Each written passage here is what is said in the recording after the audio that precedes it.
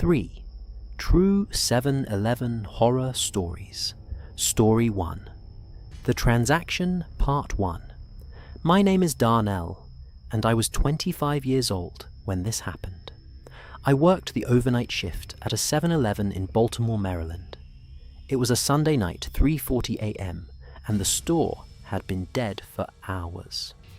I was behind the counter reading a magazine when a woman stumbled through the door. Her clothes were torn. Her face was streaked with tears and dirt, and there was blood on her hands. She ran straight to the counter, grabbed my arm, and whispered 3 words that made my blood freeze. "He is coming." Before I tell you what happened next, hit that subscribe button and leave a comment below. Because what walked through that door behind her still haunts my nightmares. Part 2. I had been working at that 7-Eleven for about 2 years. It was in a rough neighborhood on the east side of Baltimore, the kind of place where you learned to keep your head down and mind your business. We had bulletproof glass around the register cameras covering every angle, and a panic button connected directly to the police station 3 blocks away. Most nights were quiet in that specific way that rough neighborhoods get quiet. Not peaceful, just waiting. The occasional drunk would stumble in for cigarettes. Groups of young guys would come through for energy drinks and snacks. Sometimes we had trouble, but nothing I could not handle. The overnight shift was mine because nobody else wanted it. 10 p.m. to 6 a.m. alone behind the counter, watching the clock and waiting for sunrise. The pay was decent, and I liked the solitude. It gave me time to think. That Sunday night had been particularly slow. We were in that dead zone between the Saturday night crowd going home and the early Monday morning commuters. I had maybe 3 customers between midnight and 3:30. I was flipping through a car magazine, killing time, when the door chimed. I looked up, expecting another insomniac, looking for coffee or a pack of smokes. What I saw made me drop the magazine. Part 3. She was maybe 30 years old, with dark hair that was tangled and matted. Her clothes, a white blouse, and dark pants were ripped in multiple places. One of her shoes was missing. Her face was streaked with mascara and tears, and there were scratches on her arms and neck. But it was the blood on her hands that caught my attention. Dark, dried blood covering her fingers and palms, like she had been clutching something that was bleeding. She ran to the counter and grabbed my arm through the slot in the bulletproof glass. "He is coming," she whispered. Her voice was hoarse, desperate. "Who is coming? What happened to you? Please, you have to help me. He's right behind me. He has been chasing me for..." She stopped, her eyes going wide as she looked at the door. I followed her gaze. A man was standing outside the 7-Eleven, visible through the glass doors. He was tall, wearing a dark jacket, and he was just standing there, watching. "Is that him?" I asked. She did not answer. She had ducked behind a display rack, pressing herself against the shelves, trying to make herself invisible. The man outside did not move. He just stood there, maybe 20 feet from the entrance, staring at the store. Part 4. I reached for the phone to call the police. "No," the woman hissed. "Do not call. He will know. He always knows." "Lady, I have to call someone. You are bleeding, and there is a man standing outside staring at us." "He is not just any man. He is..." She trailed off, shaking her head. "You would not believe me." I looked back at the entrance. The man was still there, motionless. "Try me." She took a shaky breath. I was at a bar downtown. He approached me, bought me a drink. We talked for a while. He seemed normal. Nice, even. When the bar closed, he offered to drive me home. Her voice cracked. I got in his car. We drove for a few blocks, and then he turned down a side street. I asked where we were going. He did not answer. He just kept driving deeper into the industrial district. She was crying now, tears cutting fresh tracks through the dirt on her face. He pulled into an abandoned warehouse and turned off the engine, and then She could not continue. I looked at the blood on her hands, at the scratches on her arms, at the terror in her eyes. "How did you get away?" I asked quietly. I hit him, with something I do not know what. There was something in the back seat, metal heavy. I just grabbed it and swung, and then I ran. I had been running for over an hour. I looked back at the entrance. The man was gone. Part 5. My heart rate spiked. Where did he go? I scanned the parking lot through the windows. Empty. No sign of him. "He is not there anymore," I said. The woman's face went pale. "That is worse. That means he is moving." I grabbed the phone and dialed 911. I did not care what she said. This was beyond anything I could handle alone. 911, what is your emergency? "My name is Darnell. I work at the 7-Eleven on Eastern Avenue. A woman just came into my store saying a man attacked her. The man was outside a minute ago, but now he is gone. I need police here right away." The dispatcher asked for details. I gave her what I could while scanning the parking lot. That is when I heard it. The back door. The one that led to the storage room and the alley behind the building. It was opening.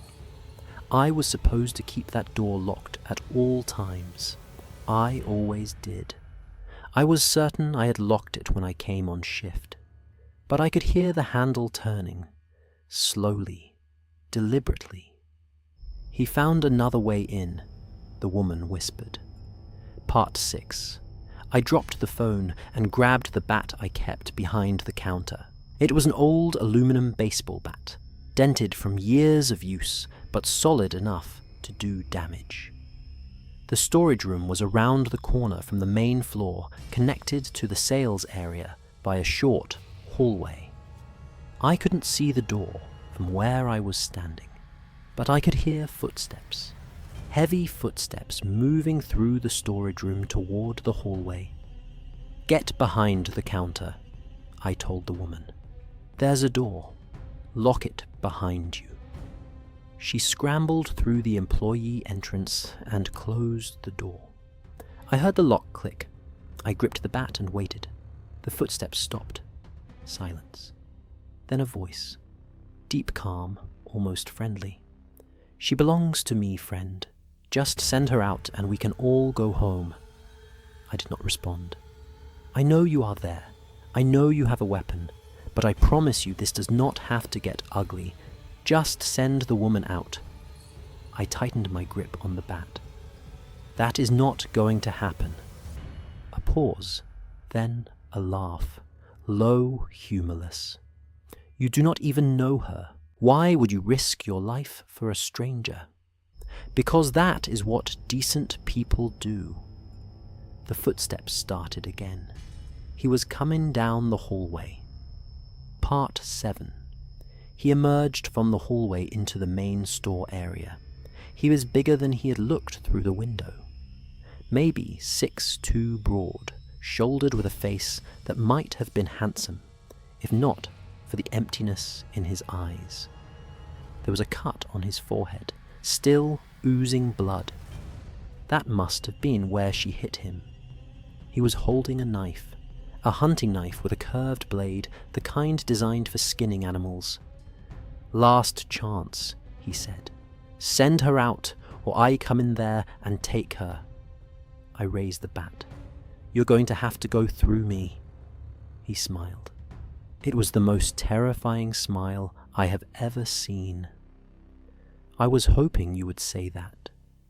He lunged. I swung the bat at his knife hand, connecting with his wrist. He grunted in pain, and the knife clattered to the floor. But he did not stop. He grabbed the bat with his other hand and yanked it toward him, pulling me off balance. I stumbled forward, and his fist caught me in the jaw. I went down hard, my vision blurring. I could taste blood in my mouth. He stood over me, picking up his knife. You should have just let her go. He raised the knife, and then the store was filled with red and blue lights. Part 8. The police had traced my call and dispatched units immediately. 2 cruisers pulled into the parking lot, sirens blaring. The man looked at the lights, then at me, then at the door behind the counter where the woman was hiding. For a moment I thought he was going to finish what he started. I saw his hand tighten on the knife, saw the calculation in his eyes. Then he ran. Back through the hallway, through the storage room, out the back door. The police chased him for 3 blocks before they caught him. He went down, fighting, slashing at officers with his knife, until they tased him into submission. His name was Curtis Wayne Pemberton, 41 years old. He had a record stretching back 20 years: assault, kidnapping, aggravated battery. He had served time in 3 different states. But the worst part was what they found in the warehouse, where he had taken the woman. There was a room in the back, a room with chains on the walls and tools laid out on a table, tools designed to cause pain. They found evidence of at least 3 other women who had been in that room. None of them had ever been reported missing. None of them had ever been found. The woman from my store, whose name was Michelle, testified at his trial. I testified too, showed the jury the scar on my jaw, where his fist had connected. Curtis Pemberton is serving 4 consecutive life sentences. He will never see the outside of a prison again. I quit my job at 7-Eleven the week after the trial ended. I couldn't stand behind that counter anymore, knowing what had walked through my door. I am 30 now. 30. I work construction day shifts, surrounded by people. I still think about that night sometimes. The terror in Michelle's eyes, the emptiness in his. The moment he raised that knife and I thought I was going to die. But mostly I think about those other women, the ones who did not escape. The ones who never made it to a 7-Eleven, never found someone willing to stand between them and the monster hunting them. I did not do anything special that night. I just refused to let a bad thing happen when I had the power to stop it. Anyone can do that. Anyone can be that person who stands up when it matters. The question is, will you story to The Ceiling Part 1? My name is Cameron, and I was 22 years old when this happened. I worked the evening shift at a 7-Eleven in suburban Denver, Colorado. It was a Wednesday night, around 11:30 p.m., and I was mopping the floor near the back coolers when I heard a sound that made me freeze. A scratching sound, coming from the ceiling tiles directly above my head.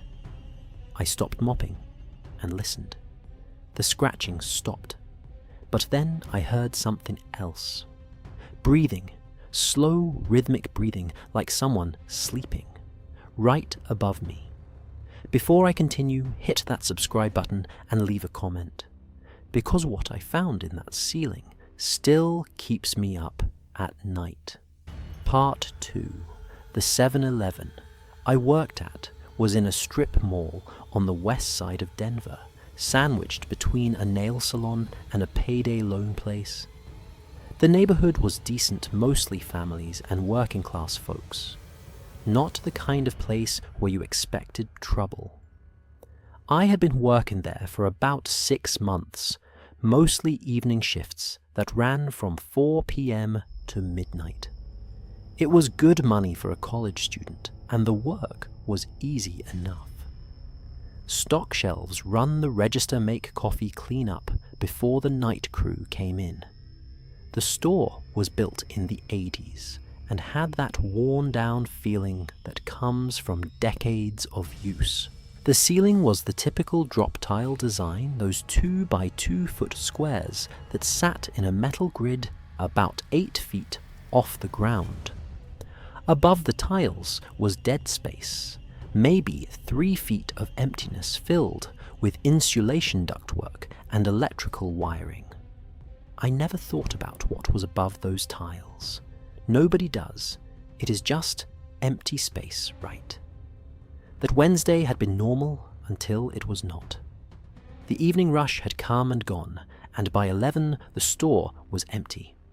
My coworker, a guy named Marcus, had gone home early because his kid was sick, leaving me to close alone. I started my cleaning routine, working from front to back. Counters, coffee station, bathrooms, then the floors. I was mopping near the back coolers right below the section of ceiling that covered the storage room when I heard the scratching. At first, I thought it was mice. The store was old, and we had had pest problems before. I made a mental note to tell the manager about it in the morning. But then the scratching stopped, and I heard the breathing. Part 3. I stood perfectly still, the mop dripping onto the floor, listening. The breathing was slow and even, in and out, like someone in a deep sleep. But that was impossible. There was nothing above those ceiling tiles except insulation and ductwork. No one could be up there. Could they? I set down the mop and walked slowly toward the storage room.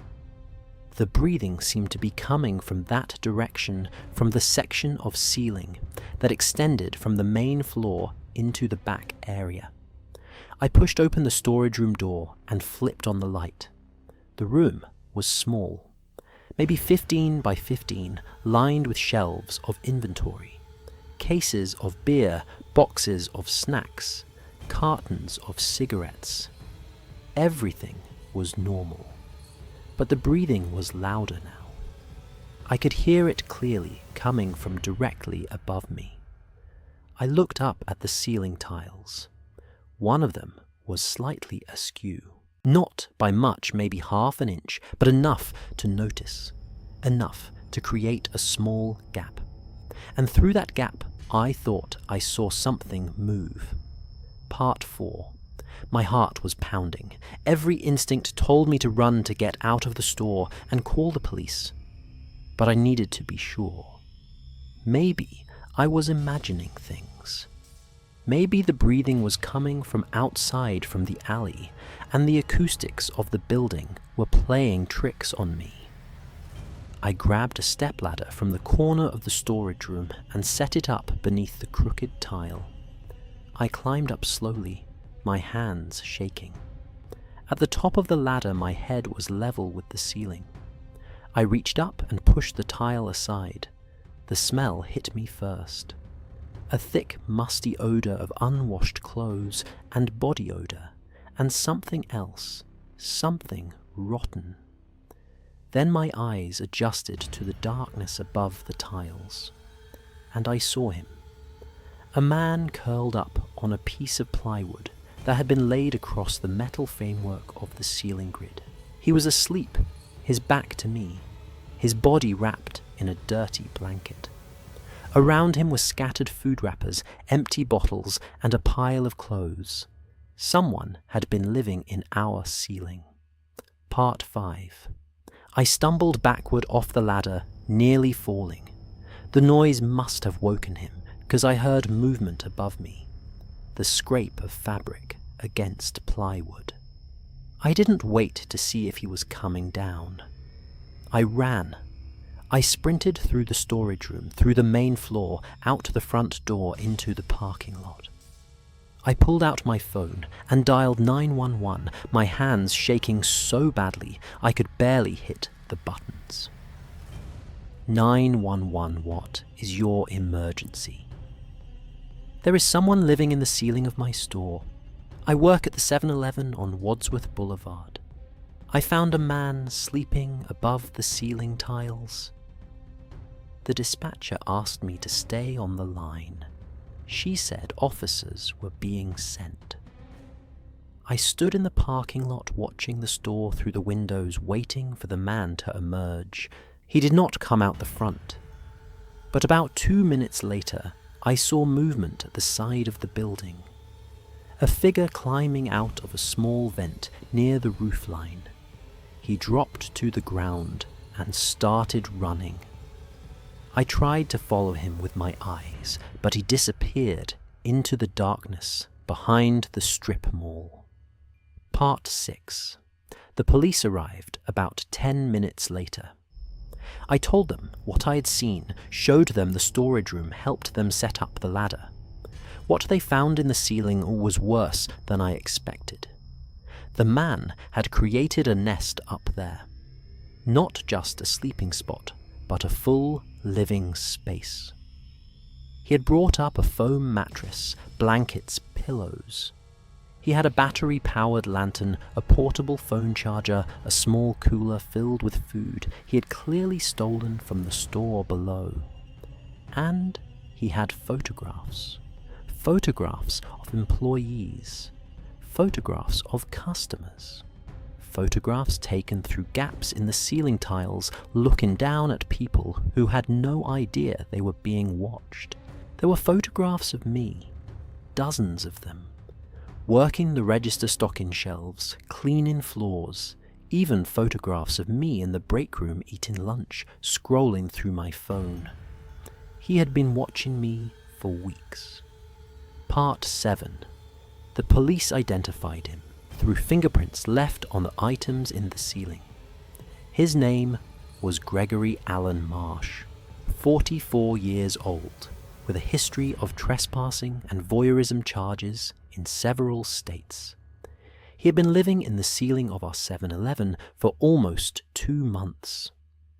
He would come out at night after the store closed to use the bathroom to steal food and empty his waste into the dumpster behind the building.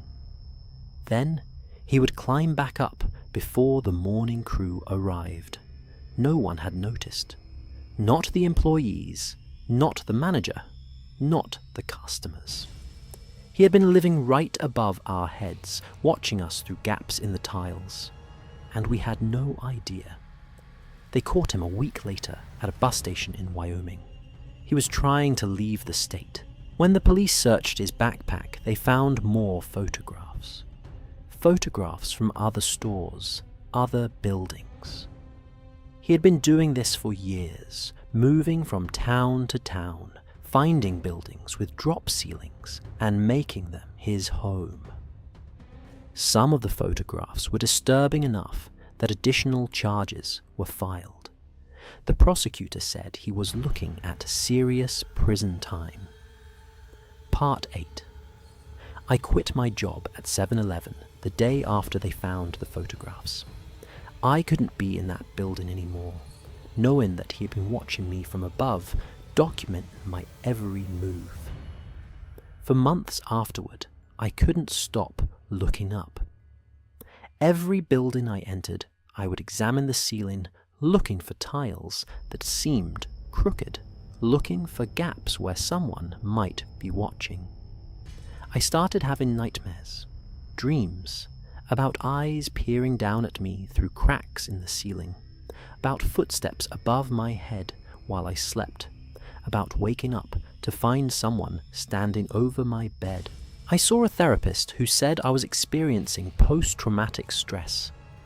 She helped me work through some of it, but the fear never completely went away. I'm 27 now. I work from home freelance writing, where I can control my environment. My apartment has solid ceilings, no tiles, no gaps. But I still check sometimes. I still look up. Because I learned something in that 7-Eleven. I learned that our sense of safety is an illusion. We go through our days assuming that the walls around us are solid, that the spaces above our heads are empty, that we are alone when we think we are alone. But we are not always alone.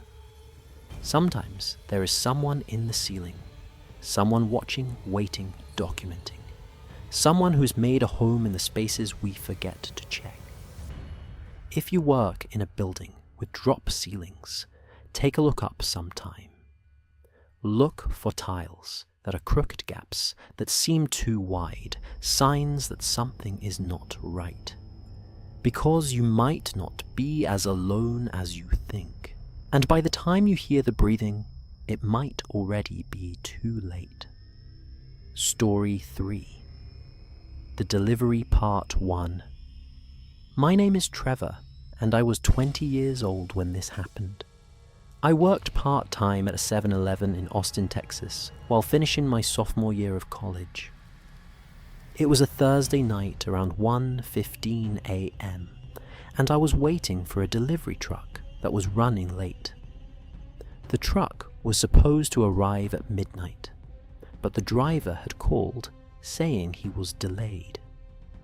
When the truck finally pulled into the back lot at 1:20, I went out to help unload. But when the back doors opened, the driver was not there.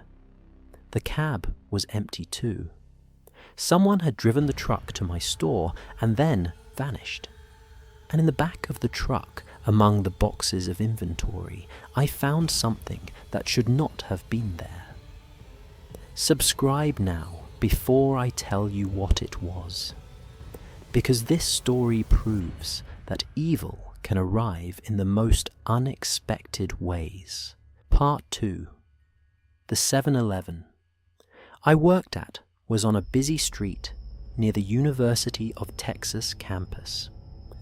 We got a lot of student traffic, which meant busy days and relatively quiet nights. Most college kids were either studying or partying, not making convenience store runs at 1 in the morning. Deliveries usually came around midnight. A truck from the distribution center would pull into the back lot, and whoever was on shift would help the driver unload the inventory and stock the storage room. It was routine, boring work. That Thursday I was working alone. My coworker had called in sick, and the manager said he couldn't find anyone to cover. It was a slow night anyway, so I figured I could handle it. The delivery driver called around 11:45 to say he was running about an hour behind. Traffic, he said. I told him no problem, I would be here.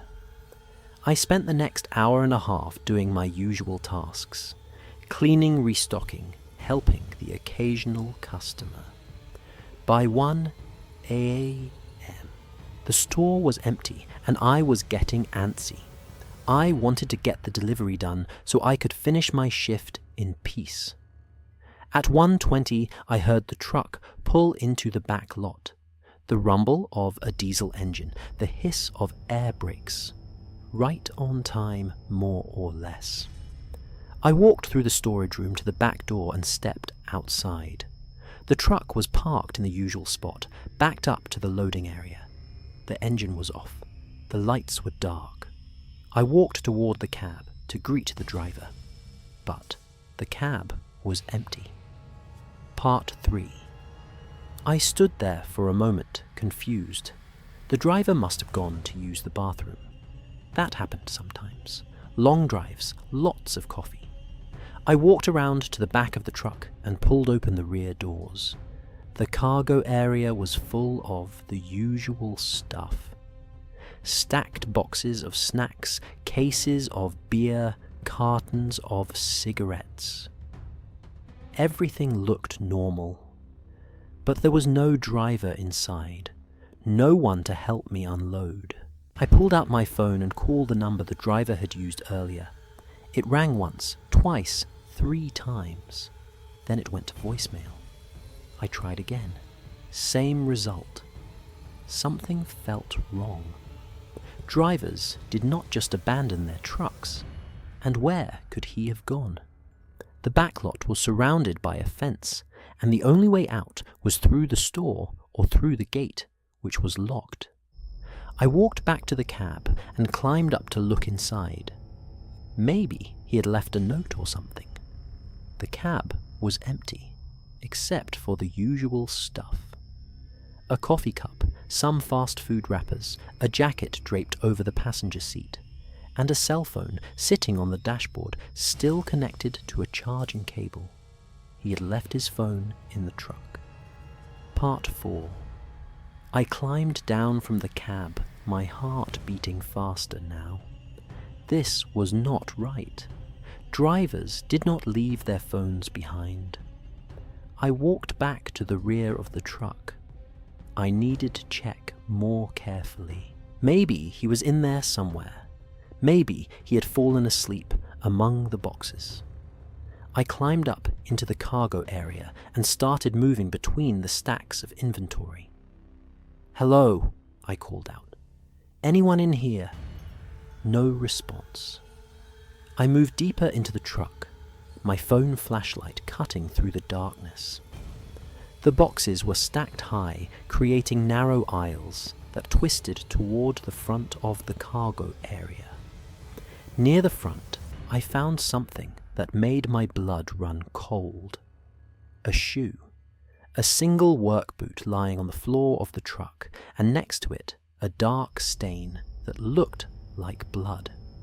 Part 5. I stumbled backward, nearly tripping over a case of energy drinks. I needed to get out. I needed to call the police.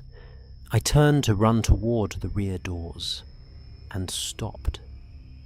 There was a man standing at the back of the truck, silhouetted against the parking lot lights. He had not been there a moment ago.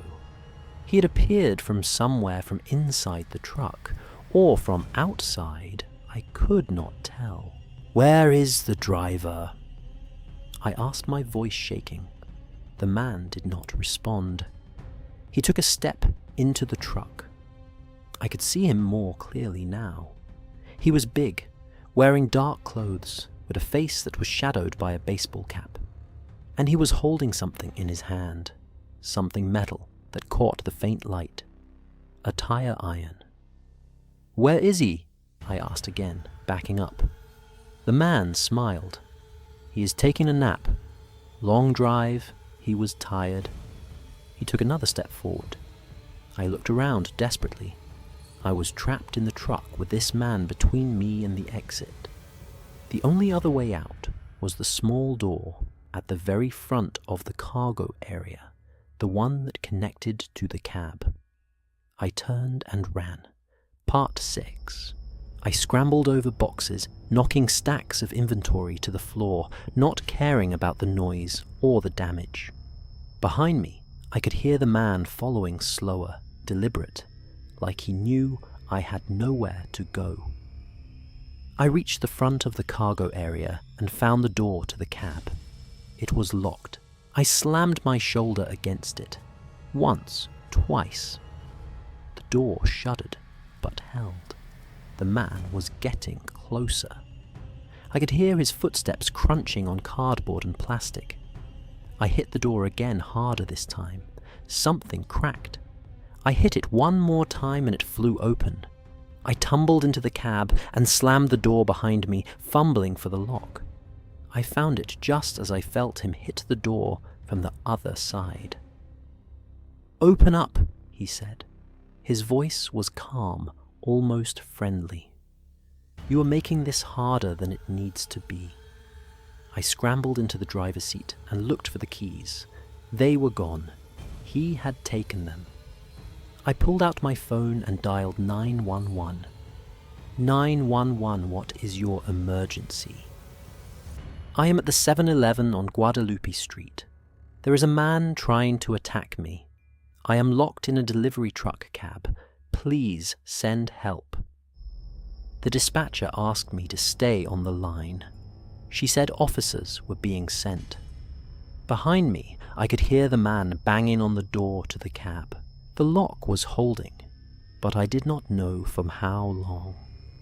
Part 7. The police arrived in about 5 minutes, though it felt like an hour. I watched through the cab windows as 2 cruisers pulled into the backlot lights flashing. The banging on the door stopped. I heard footsteps running away, then shouting, then the sound of a struggle. A few minutes later, an officer knocked on the cab window. "You can come out now, we got him." I unlocked the door and climbed down on shaky legs. The man was on the ground near the loading dock, handcuffed with 2 officers standing over him. He was not struggling anymore. He just lay there staring at the sky with an empty expression. One of the officers led me away from the truck. "The driver," I said. "There was blood at the back. I saw a shoe." The officer nodded grimly. "We found him. He is alive but hurt. Ambulance is on the way." The driver had been hit over the head and stuffed behind a stack of boxes in the truck. He had been unconscious the whole time. The man had been waiting in the back of the truck. He had attacked the driver at a rest stop about 30 miles outside Austin, then driven the truck here himself. The plan, as best as the police could figure out, was to use the delivery as a way to gain access to the store. For what purpose, they were not entirely sure. But the tire iron and the look in his eyes told me enough. Part 8. The man's name was Dale Vincent Harper, 38 years old. He had a history of violent crime going back almost 2 decades assault robbery, and 1 charge of attempted murder that had been pleaded down to aggravated assault. He had been released from prison 6 months before the incident, and had been drifting across Texas ever since. The police theorized that he had been targeting convenience stores along the highway. The delivery truck was a way to get inside without raising suspicion. Show up at the back door with a truck full of inventory and no one asks questions. I was just lucky that I noticed something was wrong before he had a chance to do whatever he was planning. The driver survived. He had a concussion and some cuts, but no permanent damage. He called me a few weeks later to thank me for calling the police when I did. He said if I had just unloaded the truck, without checking if I had turned my back on the man for even a moment, things could have ended very differently. I quit my job at 7-Eleven the next week. I could not do it anymore. Every time a delivery truck pulled into the lot, I felt my chest tighten, felt the panic rising in my throat. I finished my degree and got a job in a different field. I work in an office now 9 to 5, with security guards at every entrance and cameras in every hallway. But I still think about that night. The empty cab, the blood on the floor, the man with a tire iron standing between me and freedom. I got lucky. I trusted my instincts noticed that something was wrong, ran when I needed to run. Not everyone gets that chance. If you work late nights, please pay attention.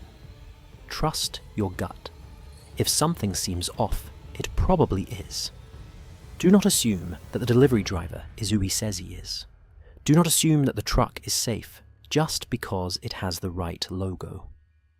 Evil finds ways in. It disguises itself.